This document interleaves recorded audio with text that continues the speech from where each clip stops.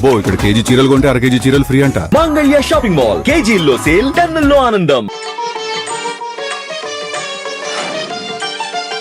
ఓం నమో వెంకటేశాయ. శ్రీరామ జయం.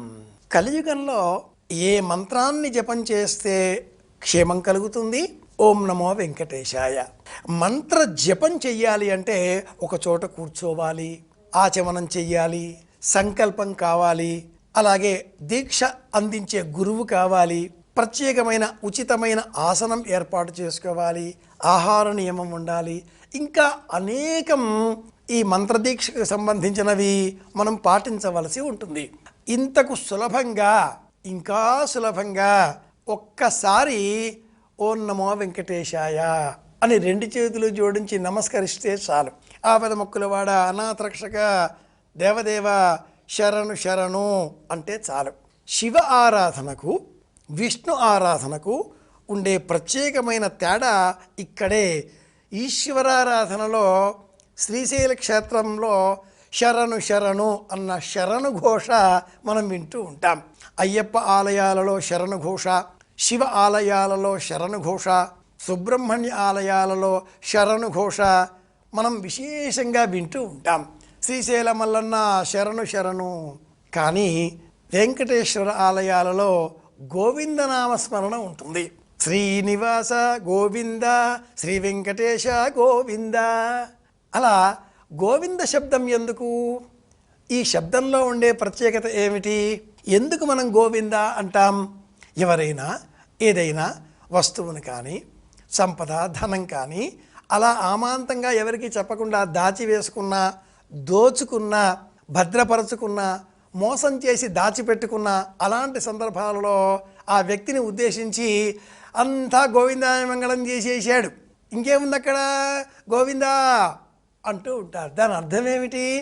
మనం కూడా ఆపద మొక్కుల వాడికి నిలువు దోపిడీ ఇస్తాం అనే మొక్కుకోవడం గమనిస్తూ ఉంటాం.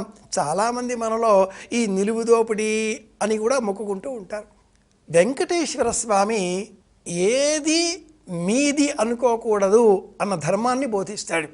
ఒకానొక వెంకటేశ్వర భక్తుడు తన ఇల్లాలని విడిచిపెట్టేస్తున్నాను అంటూ భగవద్ రామానుజుల వద్దకు తీసుకువచ్చాడు. ఇంతకు ఆ ఇల్లాలు చేసిన తప్పేమిటి అంటే, ఆ రాత్రి ఇంటిలో కొందరు దొంగలు వచ్చారు.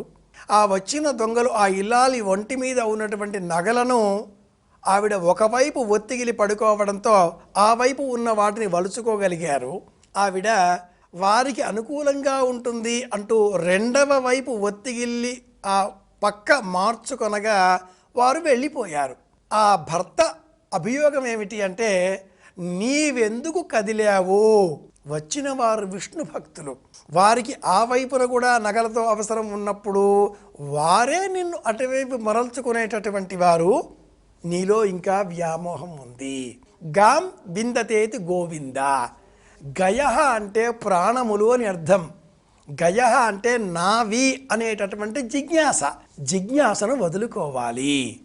నాది అనే మమకారాన్ని విడిచిపెట్టాలి. అప్పుడే ఆ గోవిందుడు ఈ ప్రాణములను రక్షిస్తాడు. అందుకోసమే శివ ఆలయాలలో శరణు ఘోష ఉండగా, నీవే తప్ప అన్న శరణు అక్కడ కోరుతూ ఉండగా, విష్ణు ఆలయాలలో గోవిందా అన్న శబ్దాన్ని మనం అలా పెద్ద పెట్టున చెబుతూ ఉంటాం, ప్రతిధ్వనిస్తూ ఉంటాయి మన మనస్సులు కూడా. గోవిందా గోవిందా అంటే ఇది అర్థం. నిలువు దోపిడి స్వామికి ఇవ్వడంలో ఉండే అంతరార్థం కూడా, నాలో ఉండే మనస్సు, బుద్ధి, చిత్తము, అహంకారము అన్నీ ఇచ్చేస్తున్నాను తండ్రి, ఈ లక్ష్యంతో ఆ సంకల్పం మొక్కుబడి ఉండాలి. ఎవరో ఏదో దాచుకున్నారు గోవిందాయ గోవిందా అంటే అర్థం ఆ వ్యక్తి వెంకటేశ్వరుడితో సమానం అన్న భావన మనలో ఉండాలి. సత్యం తెలుసుకున్నాం, మనం కూడా గోవిందా అందాం. అందరి క్షేమాన్ని కోరుదాం. మళ్ళీ కలుసుకుందాం. శ్రీరామ జయం.